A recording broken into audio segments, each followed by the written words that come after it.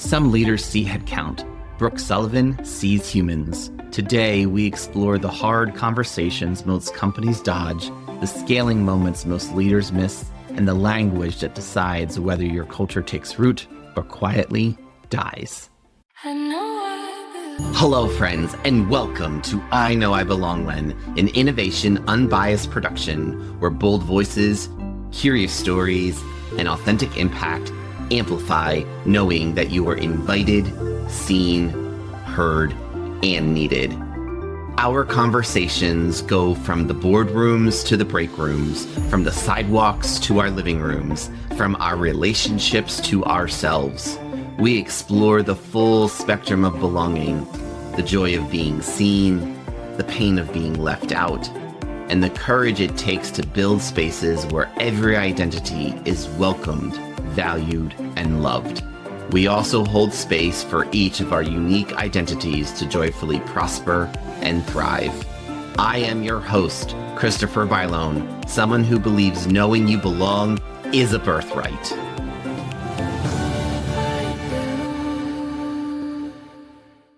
What happens when you take 15 years of startup chaos, a front row seat to the exact moment culture either takes root or completely falls apart, and a leader who actually gets excited about the hard conversations most people run from?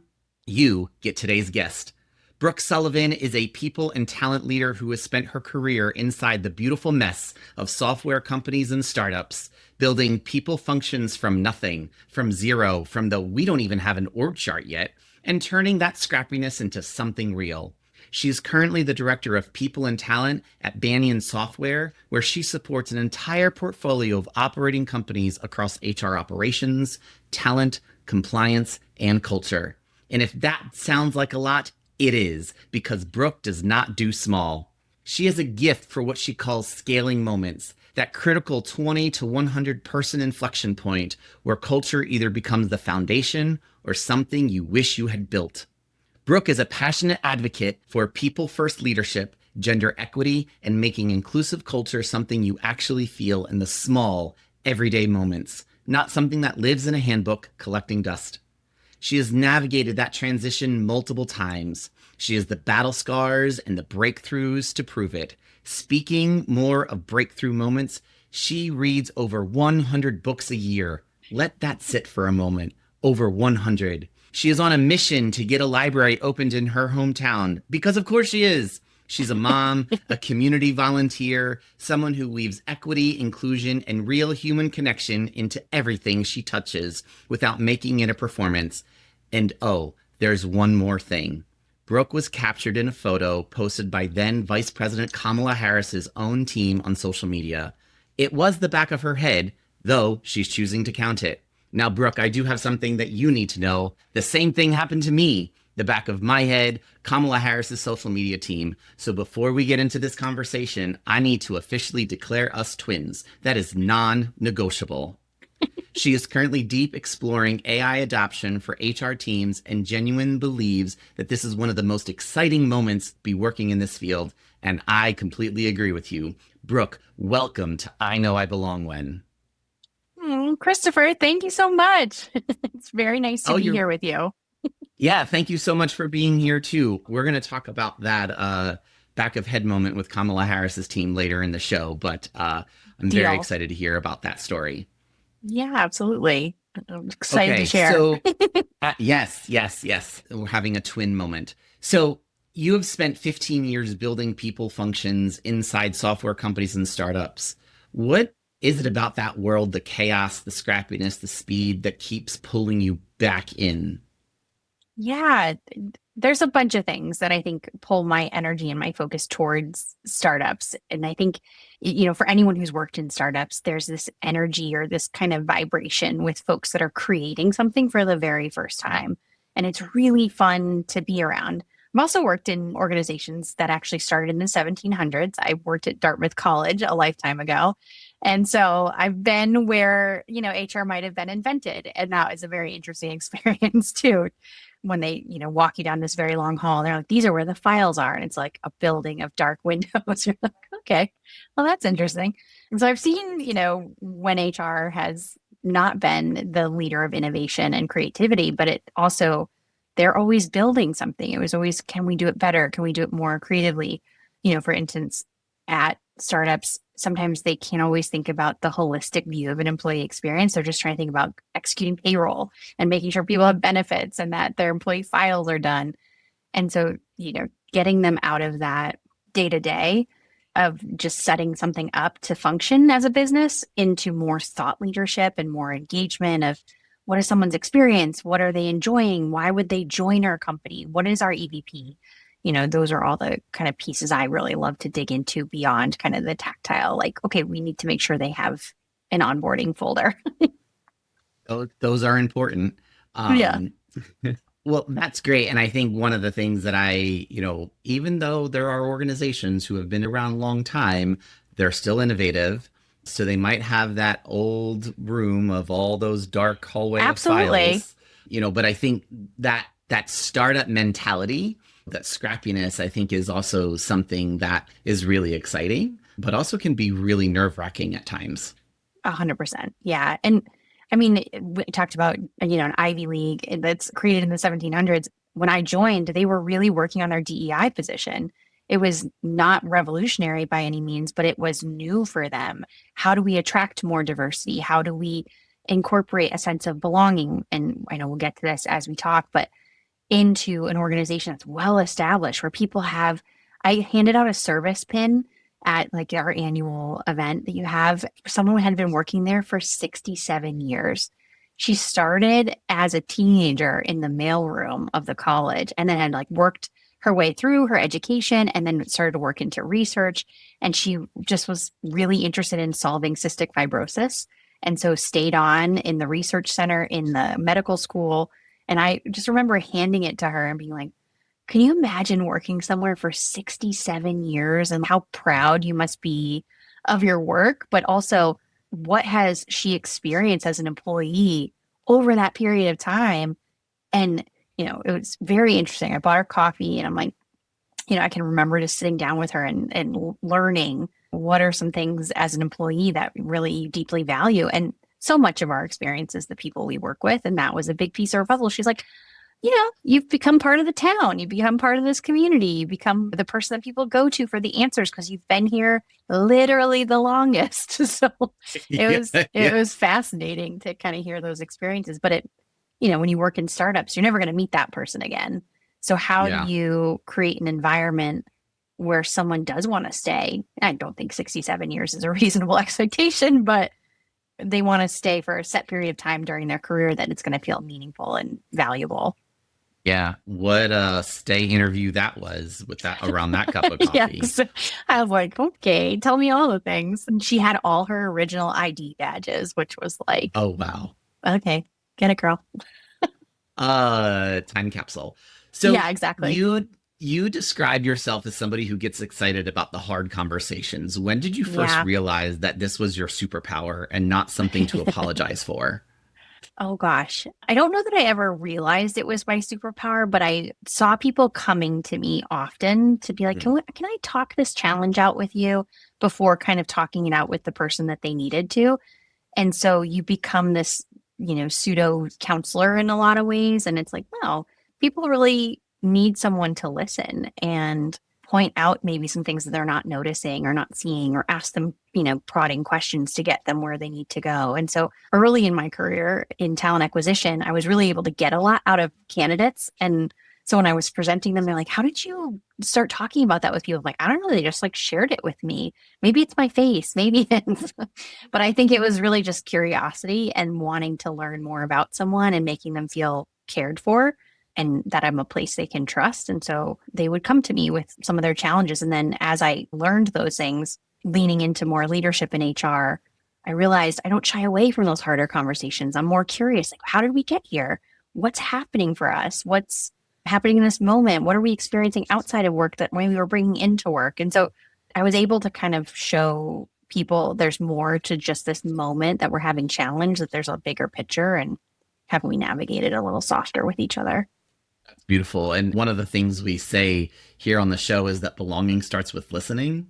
And Mm, so, what a great way to let people know that they belong in that moment is that you're genuinely listening yeah. to not just what they're saying, but the meaning behind it as well. Yeah.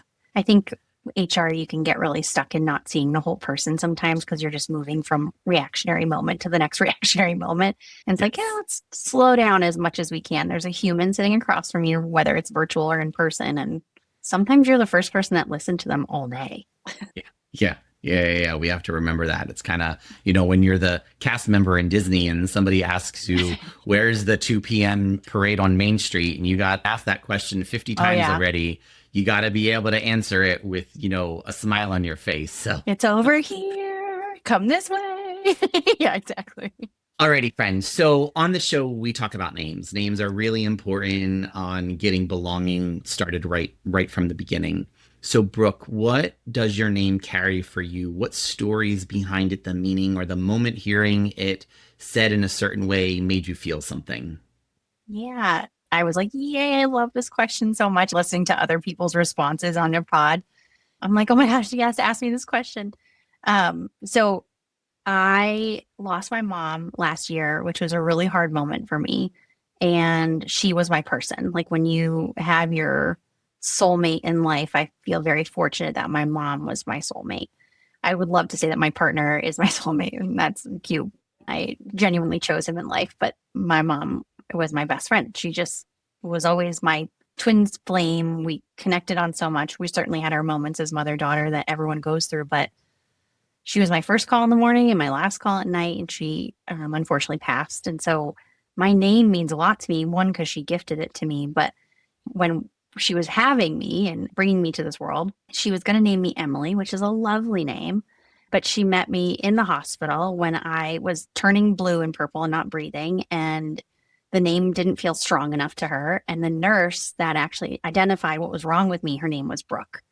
And so my mom wanted to honor this incredible human that helped her through a really challenging moment, but was a really strong name in her opinion. And so that's where my name came from. And it carries a lot to me to honor these women that gifted it to me. And I think about honoring the nurse that is incredible. Nurses don't get enough credit in general, in my opinion, but the ones that really take I care of agree with that mothers. statement.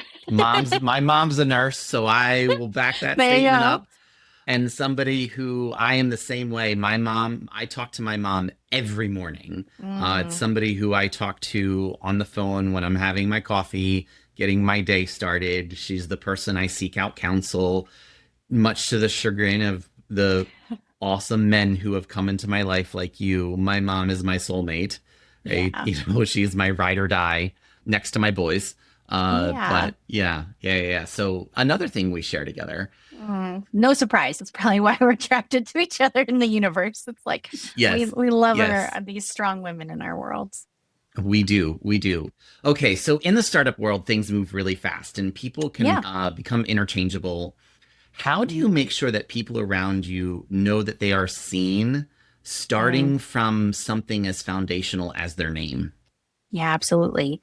I think the first engagement you have with a person that is potentially joining your organization is through the interview process. And then, again, when they meet you for the first time. And so there's always this opportunity to really make sure people feel seen and heard. But the way that you can do it is just by tell me about yourself in this component. Like when you ask about someone's name, I love that approach. I'm often like, outside of work, what are the things that pull your energy? What is distracting you? What are something, it's like, what is going to deepen their commitment to work? Why do you show up to do this? And then at the same time, what is the pull outside of work that's going to continue to bring you back and getting to know them? And I try to do that in an interview process as much as possible. But at the same time, when they start in the company, it's like, hey, there's all these channels that you can join. There's a parents group, there's a dogs group, there's a pride group. It's like trying to find ways that they can deepen their friendships because I think a sense of belonging and seeing someone is someone else seeing them as well, and you finding those connections for them and making those introductions. Like, I see you and I want you to show up as your whole self. This person may do that for you too. And especially in remote settings, it's so hard to build connection and community virtually. And the more you can learn about someone to try to connect them through a common thread, Um, we might be in a mom's group together, like loving our parents together, and that could build our connection community. It's however we can do that from those first interactions of getting to know someone versus like, here's how you log in, and this is your system. Can you get on Okta? And here's your authenticator. And all right, I'll see you later. It's like, Okta. A name that yeah, gives me a little twitching sometimes. everyone, security first. Yes, yes. Okay, so want to shift into focused on you and your moment of belonging. You talk about scaling moments, that 20 to 100 person inflection point where culture takes root or falls apart. Can you take us inside a specific moment where you watched belonging take root for you? There's a few things that come to mind, but when I think about my career journey and joining startups, there's a person that's at the front of my mind. And so her name's Brandy, and you may have met her in passing circles, but Brandy Emerson, she's an incredible people leader that I've had the fortune of following around most of my career. Every time we call ourselves the B team, every time she was joining a new organization, she would call me up and be like, okay, these are the things I'm building. You want to come over here and do it with me? And it was like instantly, yes, you could ask me if I wanted to pick up trash on the highway and I would join you. But it's because I met her in my early 20s when I was just starting my HR career. And I instantly said, wow, this is a person that has very similar philosophy towards people that I do. And I want to build with her. And so we, over the last 6 years, have built two different organizations together. And it's been a really fun experience. Different sizes, different industries, both in software startup, both at different series and rounds of funding. But what we found was that these smaller group moments, if you can really tie them into feeling, that community and a friend. So we started to build these kind of different friendship opportunities. If someone had a friend at work, they felt a deeper sense of belonging. And so how can we build these small connection moments more quickly? And so in a previous organization to the most recent one we were at, we built these, we called them wellness groups at first because we really couldn't put a name on it. But we got down to that this is exercising empathy. So we built an exercising empathy series. We picked really hard topics that you don't generally get to talk about at work. And we would invite, it was open ended. If it was, going through IVF, if it was navigating loss of your child or of your pet, or we had one around using pronouns effectively and sharing where you're missing and how does that make you feel. And we just had real honest conversations. We did one around men's mental health. We brought a whole group of men across the company together, different ages and ranges, and had them connecting. So we brought that program to each company we've been at. And I will tell you, if it's 2 people that show up or 25, it's always deeply impactful. You just hold space, people show up, you talk about a hard topic, and people walk away with a friend, with someone that they have more connection and community with. And so I've really enjoyed working with Brandy, and I brought her up because she's given me the freedom to build programming like this, but then also found ways to support it. So I think when you have leaders, like I think of our folks listening who are at that mid-tier HR moment, that manager or the director, they maybe don't have the sphere of influence that they want. Getting your leader to just say run is such a gift in your HR career for you to create and design and come up with really impactful programming and impactful cultures from that small 20-person company to that 100-person company. Because if you can build these connection moments at 20, each group of 10 that you add from there can come right in. And it's like, yep, we already practiced this. This is how we operate. These are who we are. These are our working norms. We talk about hard things here. We hold space for each other here. And they can then incorporate more people into that workflow. Yeah, I think that that's really impactful. And I think when we are showing people that we care about them as humans and we're giving them information that they are going to probably use more often outside of the workplace, is showing them that we care about the whole person and we want them to be a good human so that when they come to work, they are bringing their best version of themselves and most authentic version of themselves to the workplace so that they can be as productive as they possibly can be. Yeah. I think it's even giving them too space to say, I'm not at my best. Like you're not going to get my best from me right now. That was a phrase that we used really. I think it's Adam Grant. I don't want to misquote someone, but I think he was the one who used it. It's like, yeah, we could have that meeting at 5:30, but you're not going to get me at my best. So if you need me at my best, why don't we schedule that for tomorrow at 10:30 and I'll have time to prepare. You'll get me at my best and I'll be, more present and available. Just even giving people the permission to say that can really change a company. I think in startups in particular, we are running at full speed all the time. And so Yeah. it's like we never slow down and be like, hey, are you okay? Like, is everything all Right. right? Like we forget to check in with people. Something that we put in place in our last organization was, you have your one-on-ones, and I think there's a ton of philosophy on how to run a good one-on-one. Something that we put in place, we put a little box at the top corner of your one-on-one document and it just said, what's distracting you outside of work right now? And if you put it in green, we can talk about it. And if you put it in red, we won't. But it's just awareness that I know what's distracting you outside of work right now. And That's really it's, powerful. yeah. And it changed how leaders showed up for their people because they could see, wow, Brooke has two kids under two. She maybe can't meet at 6:30 p.m. because she's full timing it right now as a human to her Right. children. And it was good that on my one-on-one doc that we all shared, it was never private. It was just, it's in red. I don't want to talk about it, but it's here, especially navigating the passing of my mom. It's like, I'm dealing with grief today. It's a grief day for me. I don't want to talk about it, but at least you know where my heart is at. Oh, absolutely. And it allows people just to understand why you might be not your best self. Yeah. And so giving people grace is so important. Okay, so I want to change this conversation into the moment when you knew you did not belong someplace. So, as a woman leading in a tech startup environments, have there been moments where you knew the room was not built for you, and how did you choose to respond? Yeah. I've never felt this in a tech startup. I feel grateful for, but I have felt it in other industries. Mm, And it's more been in organizations that have been long-standing. And the mm, minute I've felt I don't belong was when instead of calling someone a team member or my people or, any other way, they say bodies. The term like, oh yeah, we just need a body in here, or let's backfill that role with a body.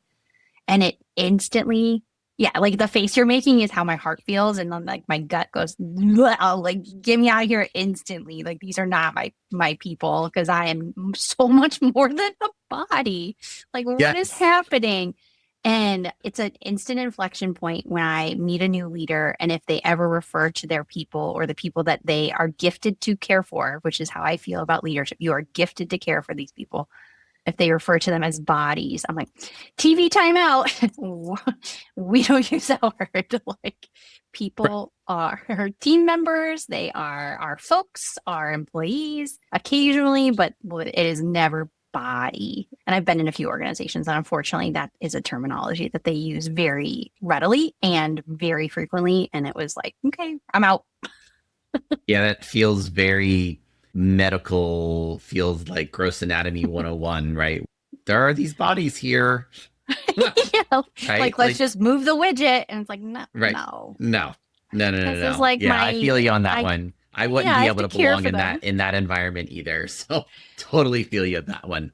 Yeah. Okay, so you are somebody who is very passionate around gender equity and making inclusion something that people not only feel, but is something that truly lives in the handbook and comes to life. So, has there been a moment when you saw inclusion fail, not because of bad intentions, but because the systems or habits nobody Yeah. questioned? Oh my gosh, all the time. And I think that is the workforce, unfortunately. And it's some these moments that you're gonna interact with if you are a professional in today's environment in America. I won't go broad. I'll keep it small. I do work with global teams and I don't find it as prevalent on a global scale. I think there's just a different culture when you cross country lines and boundaries. But within America in particular, there's a lot of aha moments where I see a lot of senior leaders or even young professionals where assumptions are built, especially around gender. And they're having to a little bit, I call it break your brain. Like, all right, we're going to break your brain a little bit. Like, can I? pose to you how this might seem biased or this could be seen as, discriminatory when you think about women. And they go, oh, I've never thought of it that way. And it's interesting when you get those aha moment and you bring someone along their learning journey. I do give people a lot more grace than I think I would have 10 years ago. I was very righteous in a moment in time. I think we all had that We little all were. like that early 20 something save the world justice mode. And she was aggressive. I've become less so because I think my empathy has Brooke, you grown. aggressive? No. You should see me, Christopher. So yeah, I think it's one of those things where I see it all the time. How do you know when you see it and what do you do in those moments? And that's been something I've evolved with over time and I'm helping others evolve with me. It's like, hey, when you see that, call it out. This is what calling it out feels like. One of my biggest ones that I've deployed recently, just because you can hear sexist jokes just about everywhere. I'm like, oh, I didn't think that was funny. Can you explain it to me? And then make people real uncomfortable real fast. They're like, uh, Yes. I wasn't Yeah. gonna explain it to you. And I was like, good, then don't repeat it. That'd be great. Yeah. If I if don't know. if you can't explain the joke, it wasn't funny. Right? Like if Yeah, you have to explain it, it was not funny. yeah, Nor exactly. So, appropriate. So yeah, exactly. But have you ever heard of the Bechtel test? yes. Yeah, so there has to be like two women on screen. It was like this test for Hollywood that came out. So it's testing if a movie passes the gender equity component. And so the Bechtel test was invented. So there has to be two women on screen talking about something interesting and not just looking to a man to solve their problems. I often in rooms will do the Bechtel test if there's not an equitable voice, if there's only one person of a certain gender, if there's only one person of a certain background, or, there's so much diversity. And I'm like, okay, the Bechtel test doesn't work here. So how can we make sure that voice is as loud as it can be because we're being overpowered by one majority? And so I apply the Bechtel test all the time at work. I'm like, wait, there's only one woman in here and it's me. And then I try and figure out like, who can I talk to as another woman and have a dynamic conversation? And and we're doing it in front of people and we're not just asking a man for help.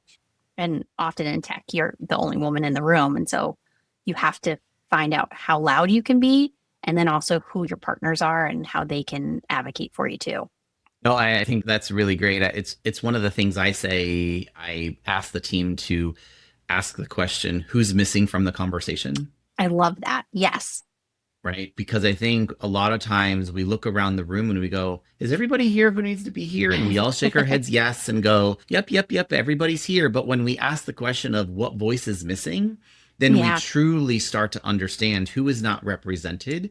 And Hmm. it's not just about, the personal demographics of the group, right? I think it's also really important when a team is going, what department's missing? Right. Yeah. If we're having this conversation, I could remember even as HR and been like, I think finance needs to be part of this conversation and they're not here. Right. Hmm. So, because we're talking about whatever it was and it had cost implications, like, maybe the finance person should be in this room, or, hey, we need to bring legal in, or we need to bring operations in because Yeah. it's who's missing from the conversation that is going to make sure that we're asking the right questions and getting to a result that actually is going to be beneficial for the organization. Absolutely. I have a really interesting example to this recently. I was working with one of our organizations, a startup. They're rebranding and they're very excited Mm. about this rebrand. New logo, sexy new colors, very jazzy, it's very sticky. I'm like very excited for them. Like, this is great. I was like, can I see the new rebrand? And they pull it up and I'm like, and you just kind of like the dog head tilt, like, "Hmm." It looked like a pad with wings, like a period. And just like, I'm gonna, I'm gonna just pose a quick thought. Have you run this by any other women? And and this is an 8-person startup. They're all male identifying, and they look at me like, no. Why do you say that, Brooke? And I was like, have you ever seen a pad? Had to like, I'm like, you've seen the commercials with the blue goo, and they're like, what? And I'm making them very uncomfortable, and some I'm starting to sweat, and I'm like, let me show you, and I like pull them. I like your logo looks like a pad with wings, and they're like, oh my gosh. Like, how did we let it get this far? And I was like, Because I there don't know, wasn't but a woman at the table, yeah, it right? turns I out you mean, didn't ask a woman, and it turns out me, I woman, and I help you now. Let me get you right, back right, to right. the table and let's try again. So Let's we're try this meeting again. next week to see the rebrand, and hopefully it doesn't come back as a tampon container, but we'll see. I would love, oh, that has to be like a blooper reel or something. Like, I swear, like we could have so much fun having a comedy routine of what we have witnessed in our careers. And I That think is, people would yes, not think it was actually like real, right? every day. I like when people are like, I bet you've never heard this one before. I'm like, try me. Like, been in weird HR for 15 years and startup HR, you see it all because people haven't built Sure. their filter up in corporate. And so they come to you with all of their like, so, and you're like, that seems like an inside voice thought. Let's try Yes, again. this is reminding me of the conversation I had with Christina Luconi from season one when she was talking about some of her experiences in startups. And so, for those who want a refresher, go back and listen to Christina's episode. And I love it. It's really fascinating. Okay, so keeping this conversation going because we could take this down a rabbit hole. So a great segue into you have read over 100 books in a year, and you're working on getting a library opened in your whole town. Yeah. What is the connection for you between access to stories and sustaining a sense of belonging in a community? Oh my gosh. Yes. So this comes through from my childhood. I wasn't good at reading, and I'll say I was struggling with reading as a kid. As soon as Mhm. I was able to Same. read, it really opened a lot of doors for me. My mom was a ferocious reader, and I thought I was going to be an English teacher as I started out in the professional world, went to college to be an English teacher, got into student teaching and realized middle school's age group is not, not my demographic for where I'm going to thrive, which is okay. We learn what we're not great at through life. But I still have this deep connection to story and telling story. I think it's still my curiosity of how I got into recruitment, loving to learn people's stories and where they come from. And access to that is so deeply ingrained in me that if you have access to a place that's comfortable, that's safe, that's free, it really can change a child's life and an adult's life. I also think about adults who are looking for new careers. They often start at the library and use the free laptops and use the free Yes. resources. So, a library in a really rural town where I live in New Hampshire would be a game changer. And they have one within our school. So, I don't want to say our town doesn't have one, but it's only accessible during the after school hours and then not always on the weekends as well. So, you miss this whole time when people could really use those resources and have access to the things that they need in their community that are just not available. And so, how can we make it more accessible? And there's so many great, like, I mean, I bet everyone who enjoyed the library has a librarian story too, like that Yeah. person that just made you feel comfortable and would point you in the right direction. I can remember her pointing me towards Matilda for the first time and like going and finding that off the shelf and like how much I loved this little girl that would walk to the library all by herself and pick out all these books. And I started with audiobooks because reading was hard and then got better at it. So I'm now a ferocious reader. I do audio, physical books. I have like four going all the time. I have one professional book all the time because I'm trying to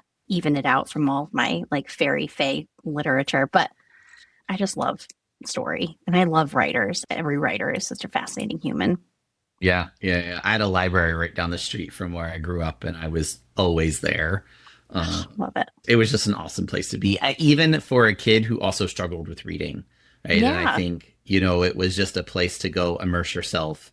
And the librarians were always one to encourage and, so it was just a fun place to be. So kudos, thank you for what you're doing. Hopefully you can see this come to fruition because I'll be there with you. Don't worry. I'll Uh, keep you posted. It's an please interesting do. Please adventure do. into local politics. So Yes, keep you yes, yes. posted. I'll have to connect you with my mom because she was a first selectman, so she can tell Oh, you there you all about go. local politics. So, okay, so you as a mom, Mhm.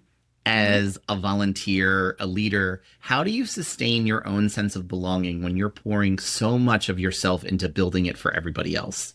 Yeah. It's not easy. And I think we have all been there as HR professionals where our energy is low, or even when you're starting a new job. I think about that as a new HR person. You're trying to be a good listener and get to know an organization, and you're brought in to create change often, or they're used to the way HR used to be done. That can be a really challenging moment to feel a sense of belonging. And so I try to go back to what I know I'm good at. It's like, these are the things that at the end of the day, I know I'm really good at XYZ. And I have a little list that I keep of like what I'm trying to learn from this job and work towards. And so if I can keep those two things in the guardrails, so it's one side, what I'm really good at, what I'm hoping to learn, and I stay between kind of that range, my belonging comes from myself until it comes from that organization or that community.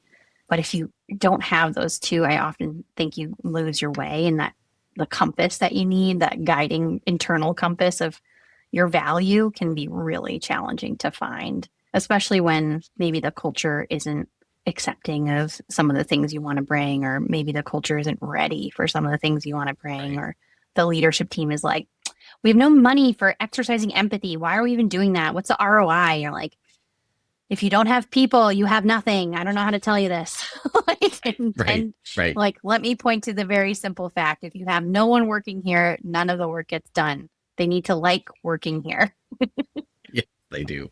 They do. Um, It's really important because I think when we don't focus on the human, we lose sight of why we're actually here. And I think also one of the things as practitioners in this space is sometimes we forget to do our own focusing on who we are as humans. And we try to say that we're these, superheroes and don't have feelings, and we do. yes. And we need to make sure that we're taking care of ourselves because we're always taking care of others. And so Mm. I think it's really important to maybe make sure that we're practicing that good self care. Yeah, I think it's incredibly challenging when you are in a role that you're required to be fully present with people all day and be an active listener. It can, you get to the end of the day, you're like, I can't be talked at anymore. So like when I transition into mom life, I'm like, I'm going to need a minute. And I, go and sit in my car sometimes, or I'll go for a walk, or, just step away. I need silence. I recover in quiet. I mean, we recently saw each other at a great conference, but I had to like come down from that event for a few days. I have to be quiet. And maybe that's, people are like, oh, you're such an extrovert. I'm like, no, I'm a book nerd that leaves my house. It's really hard. So I think it's just recognizing when your energy's low and being okay to say, like, I need 100%. quiet for a little while. 100%. Going back to the Adam Grant, it's like, you're not going to get me at my best. So you can Right. have me, but I'm not at my best. Very true. Okay. So I said we were going to talk about this at the top of the show. Oh, yeah. So you and I both ended up with the back of our heads in a Kamala Harris photo that made it to our official social media page. We're twins. I declared I that love we're it. twins. So I have to ask, when you saw that photo, what was your first immediate reaction? And did you send it to everybody you knew? Oh my, it was like, can I put this on a t-shirt? Can I order it? And like my mom was most excited. We cried when we got to vote for the first female president candidate together. It was a very big deal. So Kamala Harris aside, it was like, you don't meet a lot of celebrities in New Hampshire, but where we are very popular is the primaries. So you meet a lot of Yes. politicians, and it's like the one claim to fame in this little tiny state. And so I've met a lot of politicians at random places. You'd be like at a gas station, there's Bill Clinton. You're at, you're at the ski mountain, and there's Obama. It's like, what's happening right now? But it's just because of the primaries. And so it Right. was a very big moment that I was like, oh, I think Kamala Harris is speaking. I went with some friends. It was early in the campaign days, and I think Bernie Sanders was there too. And I was like, they're letting me get really close to her. This is so weird. I don't know if you had that same feeling of like, this is a celebrity, not just a politician. And Yeah. yeah, it was Yeah. Yeah. it was a Yeah. very big Same. moment. I mean, I was a little bit more of in a controlled environment. I was at the White House. Um, Now and I'm jealous. there was questions on whether or not she was going to make an appearance. So then she showed up, and you're like, oh my God, she's here. Like, I could reach out, practically touch her. That's how close I was to Isn't the it so stage. surreal? You're like, You're a real person. You're a real person. You're a real person. Same way when I met Jill Biden in person and took a Mm. selfie with her and went, oh my God, right? But when I was, watching the social media of, because I knew they were going to be posting about the event she was at, and there was my head. I took a screenshot and I circled my head in red and then sent it to everyone and been like, look, proof, that's the back of my hair, right? It's I really love it. distinctive. So Oh yeah, my yeah, gosh. yeah. I can Absolutely, appreciate absolutely. that. You're a little taller than I am. I'm, 5'0". And so for me to even make it in a photo with someone that like Kamala Harris, I was like, it's proof I exist. Look, I'm tall enough to ride the ride. Like, take Yes. me. I'm on her socials. Tag me up. And I don't have X or Twitter. So someone sent it to me. They're like, Brooke, is that you? And black and white stripes is kind of my vibe. My husband calls it my prison uniform, but I wear them all the time. And I had a black and white shirt. It had my long hair. And I was like, that is me. That's me. I'm in the picture. Yeah, I saw it on Facebook, so it's like I was just scrolling and I was like, that's me. What just happened? Right? So, okay, we do need to bring this conversation to a close. Yes. And you know how we close this show every single time. You get paid to ensure people can finish the sentence. However, it's now your moment. Please finish the sentence. I know I belong when. I know I belong when someone shares something really personal with me Mhm. and about their life, about maybe a hard moment, just something that has nothing to do with their work. It makes me really feel like I belong and that I'm doing the work that I am most proud of. It's that I'm creating a space where someone trusts me enough to share. And that, as an HR professional, is the moment. Thank you for Yeah. that. I think that's really, really impactful that you belong in that moment when somebody is sharing something so deep with you and just that genuine human connection is really, really impactful. So thank you so much for this conversation. I really, really enjoyed it. And I know the listeners are going to be enjoying it as well and learning so much. There's a lot of aha moments that I had Oh, over these last 40 minutes. So thank you. very sweet of you. Thank you for having me. This has been a great reminder that belonging is not a destination. It is a practice, and it starts with listening.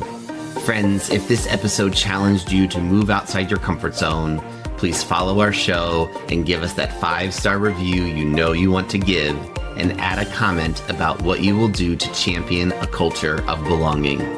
These actions will help to amplify the message to others so they too can find their own moment of belonging.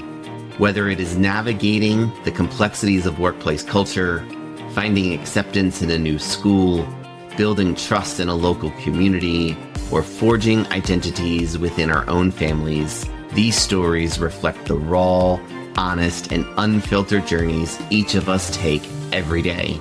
And we want to hear from you. Finish the sentence, I know I belong when, and send us a voice note. Your story could open a future episode. Thank you for listening. Know that your bold, authentic self is welcomed, valued, and loved. And until next time, remember, you belong here.